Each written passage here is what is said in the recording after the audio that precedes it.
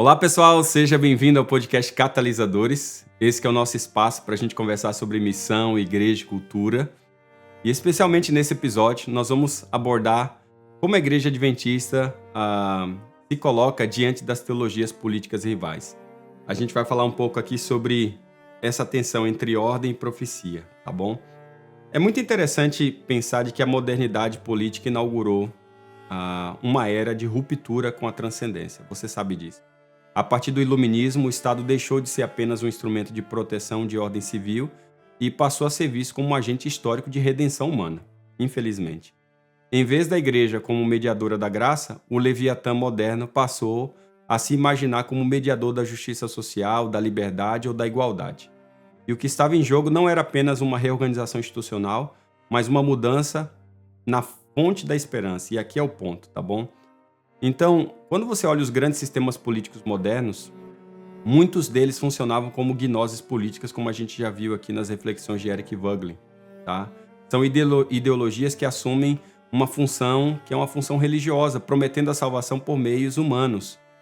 E os regimes do século XX, como o comunismo soviético, até o nacional-socialismo, do liberalismo radical até a teologia da libertação, reproduzem uma estrutura teológica invertida, secularizada. Todos esses prometem o que só Deus pode realizar, que é ordem, justiça, paz e redenção. E é muito interessante isso porque a estrutura interna dessas ideologias, se você for olhar, todas elas são escatológicas. Elas possuem uma visão de queda, injustiça social, uma doutrina de salvação, revolução ou reforma, e uma utopia final, que é um paraíso terrestre. A diferença crucial é que o Redentor agora não é Deus, mas é o homem. O pecado não é mais transgressão moral, mas expressão estrutural. E a salvação não é pela graça, mas pela luta. E nesse contexto, a Igreja Adventista do Sétimo Dia oferece uma alternativa única. A sua doutrina da escatologia, sua organização representativa e sua missão profética não participam desse projeto moderno de redenção histórica. Ao contrário, a Igreja afirma que só Deus pode restaurar a ordem perdida, e que a tentativa humana de realizar essa tarefa sem Deus leva à idolatria do Estado e também à opressão do indivíduo. Quando você olha as teologias políticas rivais, você vai ver aqui uma ordem contrafactual. Você vai perceber que existe uma ruptura iluminista com a transcendência, e essa ruptura aponta para a modernidade política que nasce dessa tentativa de substituir a autoridade divina pela razão humana. O iluminismo, ao romper com a visão teológica do mundo, inaugura uma nova escatologia, que é a história como um processo autossuficiente de emancipação humana. E com isso, as categorias de queda, redenção e consumação são completamente reinterpretadas à luz da política e da ciência. E aí, pessoal, surge a fé na perfeição do homem, na educação como redenção e na técnica como ferramenta de salvação. E essa ruptura lança as bases para as teologias políticas modernas. O secularismo torna-se o novo horizonte da humanidade, e o Estado o principal agente dessa transformação. Aí a sociedade agora é vista como um produto da vontade humana e não da ordem divina. E o resultado é a emergência de projetos políticos redentores que, apesar de se apresentarem como racionais, eles reproduzem a história simbólica da religião. Então, o primeiro deles está com Jean-Jacques Rousseau, Ele vai trabalhar essa questão da vontade geral como divindade civil. Rousseau vai inaugurar a ideia de que a soberania popular pode substituir a soberania divina. A sua noção de vontade geral vai transformar o povo em fonte última de moralidade e legitimidade. O contrato social torna-se a nova aliança e o legislador, um novo Moisés. Em vez da lei divina, temos agora a lei civil como expressão da vontade coletiva. E essa transposição teológica do poder gera uma nova forma de idolatria, que é a adoração do coletivo. A comunidade política se torna sagrada e o indivíduo sacrificado em nome da unidade social. E Rousseau estabelece as bases para, então, o totalitarismo moderno ao identificar a obediência ao Estado como a liberdade verdadeira. E nesse modelo, a ordem não decorre de um princípio transcendente, mas de submissão absoluta à coletividade. E talvez o homem que vai trabalhar isso, vai encarnar isso em forma de razão, é Hegel. Ele vai trabalhar o Estado como essa encarnação. E Hegel aprofunda essa visão ao conceber o Estado como manifestação histórica do espírito absoluto. Para ele, a história é o desdobramento racional da liberdade e o Estado moderno é o ápice desse processo. Obviamente, ele queria ratificar, né, o Estado prussiano dentro desse contexto, e ele fez de tudo para elaborar, então, essa ideia do espírito absoluto dentro do contexto estatal.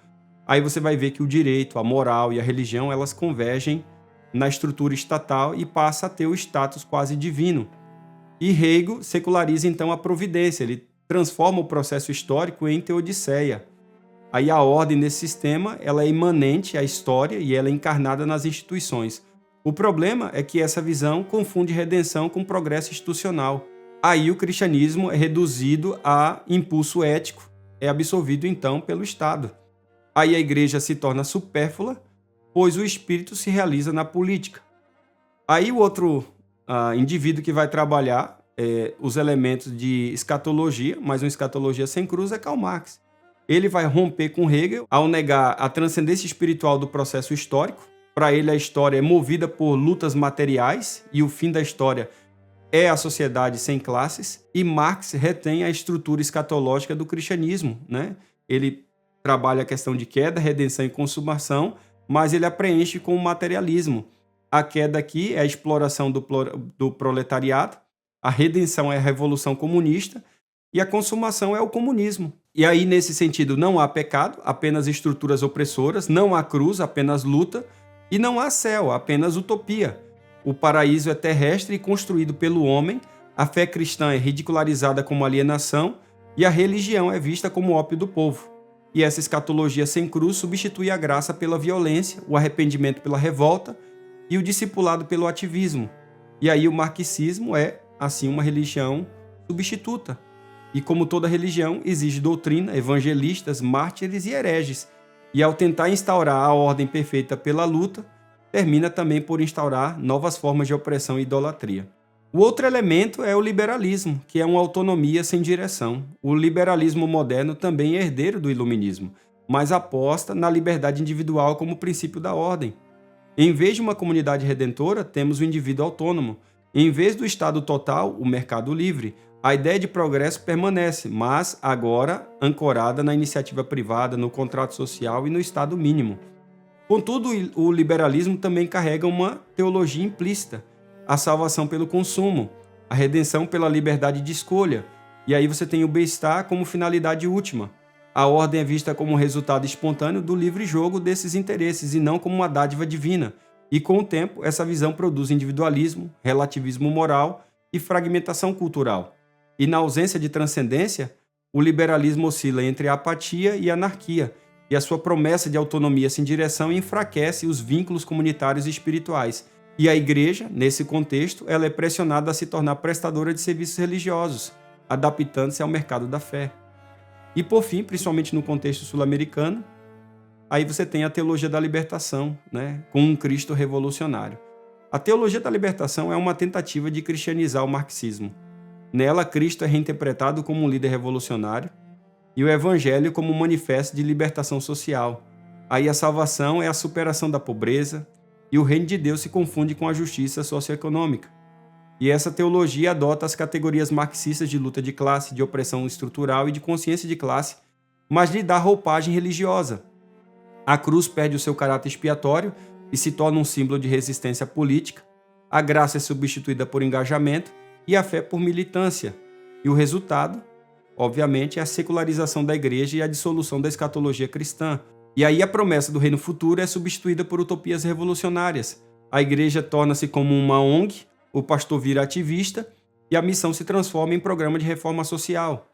E você vai perceber que a igreja adventista é uma resposta a essa desordem moderna. Primeiro, uma resposta a essa gnose política como colapso espiritual. Quando você lê Wagner, por exemplo, ele compreendeu que a essência das ideologias modernas não é apenas política, mas é espiritual. E por trás de sistemas como o marxismo, o nazismo ou o liberalismo radical, está o impulso gnóstico de negar a realidade dada por Deus e criar um mundo alternativo, uma segunda realidade. E esse, de fato, é o verdadeiro colapso. É a recusa da ordem transcendente e o fechamento do homem à verdade do ser. Essa gnose moderna, ela reinterpreta a queda como opressão histórica, a redenção como revolução política e a consumação como utopia imanente. E essa transfiguração da escatologia cristã cria um simulacro de salvação, mas ela cria tudo isso sem cruz, sem graça, sem transcendência. Trata-se de uma revolta contra os limites ontológicos da condição humana, contra o sofrimento, contra a espera. E aí nós estamos falando do sonho de se tomar o lugar de Deus. Obviamente que o resultado dessa atitude é a desordem espiritual institucionalizada. O Estado moderno passa a funcionar como um mediador da salvação, as elites intelectuais como um sacerdócio e os programas políticos como evangelhos, né?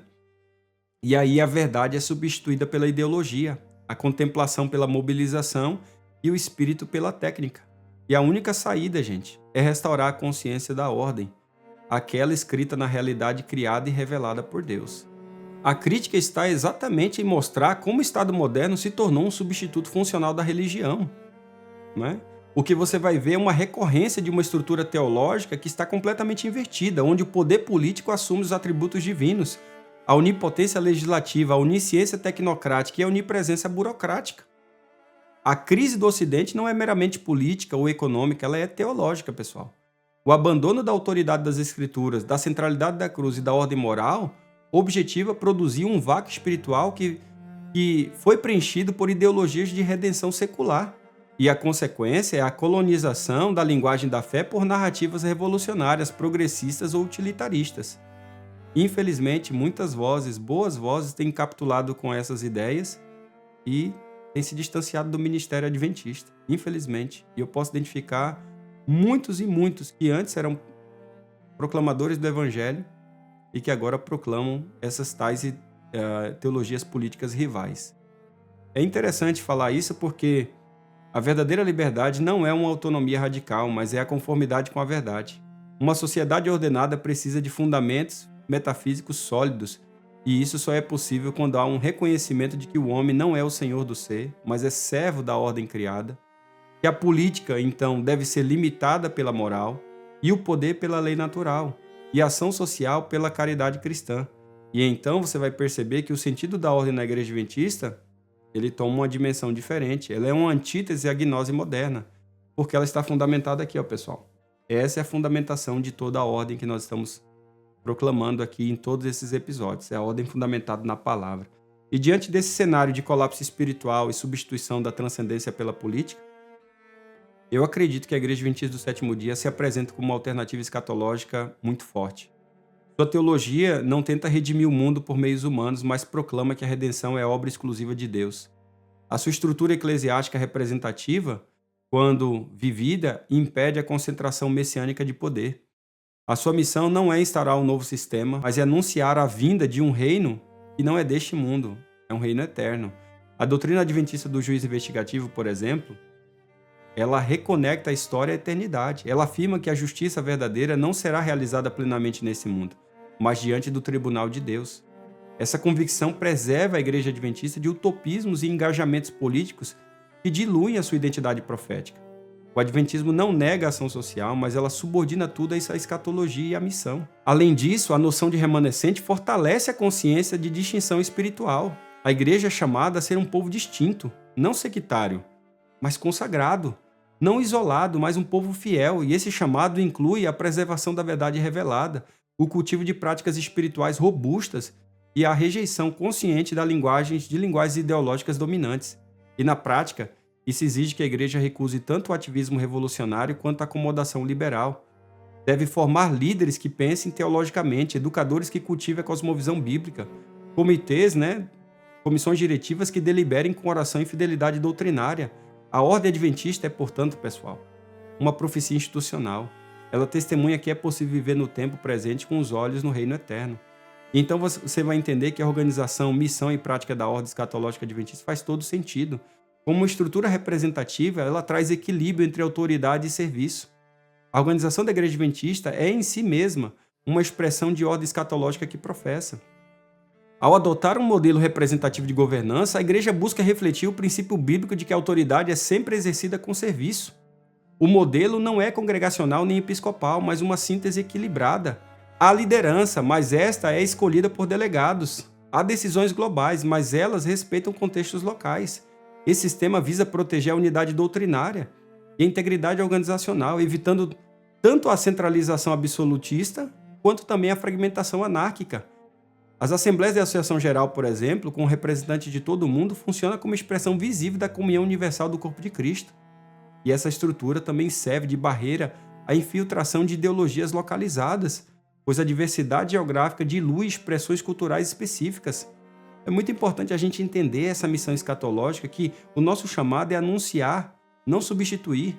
A missão adventista não é construir o reino de Deus na terra por meio de reformas sociais, mas é anunciar sua vinda e preparar um povo para encontrá-lo. Isso não implica indiferença ao sofrimento humano. Pelo contrário, a Igreja Adventista tem diversos departamentos e ministérios para mitigar o sofrimento humano, mas, acima de tudo, a subordinação de todas as ações à esperança escatológica do reino vindouro. E como afirmamos, nos documentos oficiais aqui da Igreja, o Manual da Igreja, o Work Policy e tantos outros, a missão não é substituir a história, mas proclamar o seu fim. Isso protege a Igreja da tentação utópica e da politização de sua mensagem. Ela pode e deve envolver-se em causas de justiça, saúde, educação e paz, mas sempre como reflexo da salvação em Cristo, nunca como substituto dela. O ativismo sem escatologia vira humanismo secular. A missão sem cruz vira moralismo social, pessoal. Então a gente precisa entender o papel da educação, da saúde, da liberdade religiosa como expressões dessa ordem bíblica. Os 3 pilares históricos da atuação adventista, que é educação, saúde e liberdade religiosa, são expressões concretas da ordem divina aplicada à vida social. A educação adventista visa formar o caráter e a semelhança de Cristo, não apenas transmitir conteúdo. A saúde é o ministério do corpo como templo do Espírito Santo, e não culto ao bem-estar ou não é simplesmente ao fisiculturismo, não. A defesa da liberdade religiosa é reconhecimento de que a consciência é sagrada e só pode ser moldada por convicção e não por coerção. Essas áreas são também, ao meu ver, frente de resistência à cultura da desordem. Ao educar com base na Bíblia, a Igreja combate o relativismo ideológico. Ao curar com compaixão e princípios, ela confronta o materialismo e o hedonismo. E ao defender a liberdade de consciência, ela combate aos totalitarismos modernos, sejam eles políticos ou culturais. E então a Igreja se mostra como sinal dessa ordem eterna. A Igreja não é o reino de Deus consumado, mas é o seu sinal profético no mundo. Seu culto, sua doutrina, sua comunhão, sua missão, tudo isso deve antecipar, ainda que imperfeitamente, a ordem que virá com a nova criação. Por isso, a Igreja é chamada a ser contracorrente.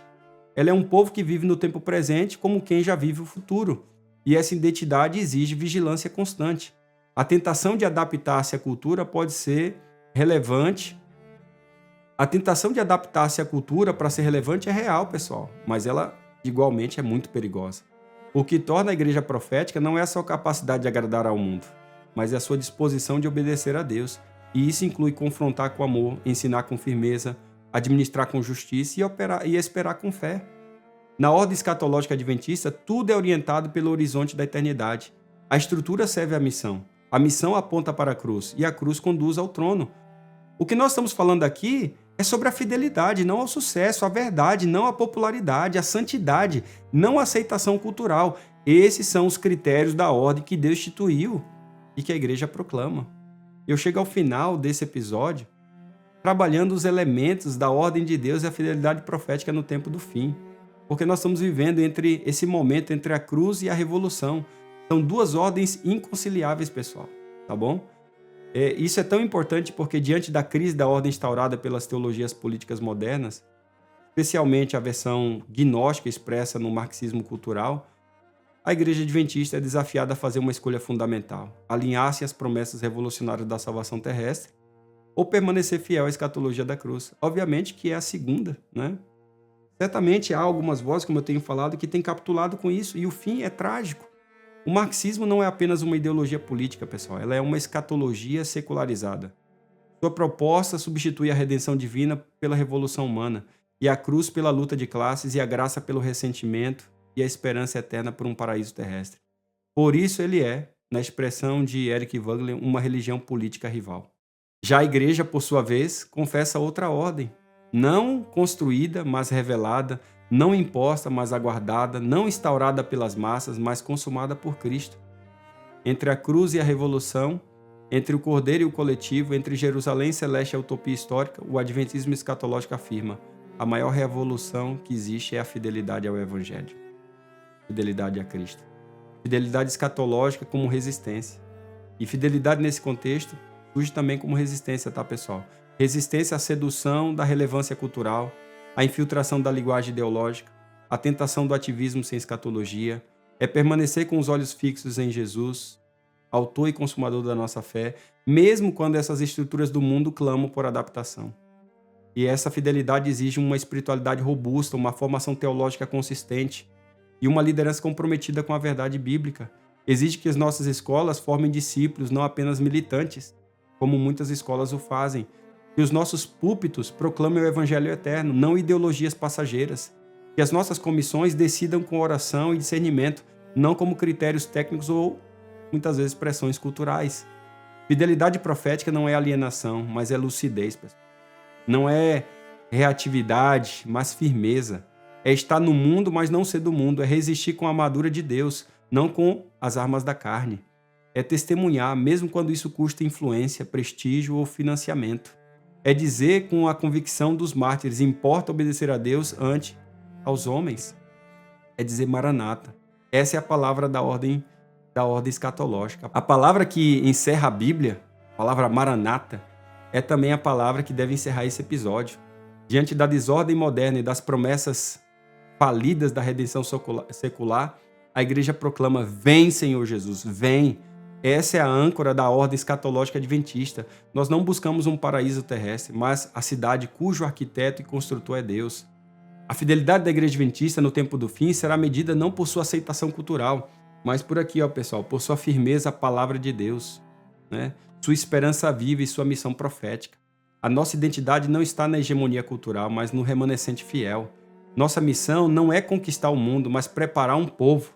Nosso foco não é a vitória política, mas a volta gloriosa de Cristo. Amém? E em tempos de confusão, a igreja deve ser clareza.